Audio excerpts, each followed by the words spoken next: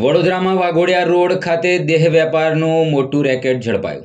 વડોદરામાં ફરી એક વખત દેહ વેપારનું મોટું રેકેટ ઝડપાયું છે. AHTU 11 યુવતીઓને છોડાવી 2 આરોપીની ધરપકડ કરી છે. માસ્ટર માઇન્ડ મહિલાએ દેહ વેપાર ચલાવવા ગુપ્ત ભોંયરું બનાવ્યું હતું, ત્યાંથી ભાગી ગઈ હતી. ઘરમાં ગુપ્ત માર્ગ જોઈને પોલીસ પણ ચોંકી ગઈ છે. વડોદરા શહેરના વાઘોડિયા રોડ પર વૈકુંઠ 4 રસ્તા પાસે આવેલા સનરાઈઝ ટાવરમાં ચાલતા દેહ વેપારના ધંધાનો વડોદરા શહેર police anti human trafficking unit એટલે કે AHTU પર્દાફાશ કર્યો છે. 11 યુવતીઓને રેસ્ક્યુ કરી છે. 2 આરોપીઓની ધરપકડ કરી છે. મુખ્ય આરોપી સહિત 3 આરોપીઓને વોન્ટેડ જાહેર કર્યા છે.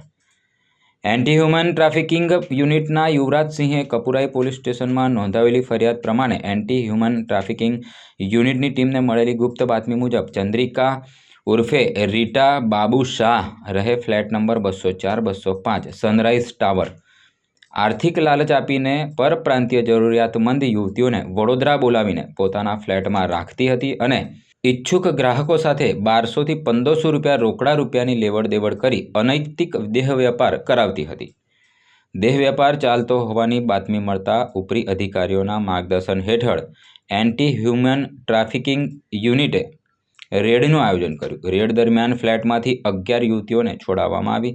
વધુ તપાસમાં જાણવા મળ્યું છે કે મુખ્ય આરોપી ચંદ્રિકા ઉર્ફે રીટાની ધરપકડ ટાળવા ગુપ્ત રસ્તાઓનો ઉપયોગ કરી હતી. ગ્રાહકને ફ્લેટમાં પ્રવેશ આપીને સોદા પતાવ્યા બાદ મુખ્ય દરવાજો તાળું મરાવી દેતી હતી અને પોતે ગુપ્ત માર્ગે ભાગી જતી હતી.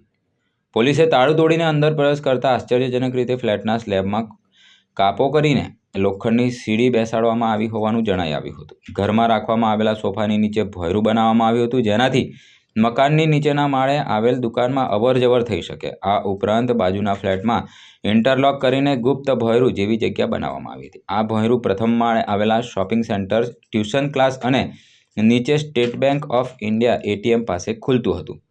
ફરાર આરોપીઓના પહેલા પણ દેહ વેપાર અને માનવ તસ્કરી સંબંધિત ગુનાઓમાં ઇતિહાસ છે, જેમાં પાનીગેટ પોલીસ સ્ટેશનમાં ઇમોરલ ટ્રાફિક પ્રિવેન્શન એક્ટ એટલે કે પોક્સો એક્ટ હેઠળના ગુના નોંધાયેલા છે. રેડમાંથી રોકડા રૂપિયા 4100, 2 મોબાઈલ ફોન, એપલ લેપટોપ, વિવિધ નામના 11 લાઇટ બિલ સહિતના કુલ 44100નો મુદ્દામાલ કબજે કરવામાં આવ્યો છે.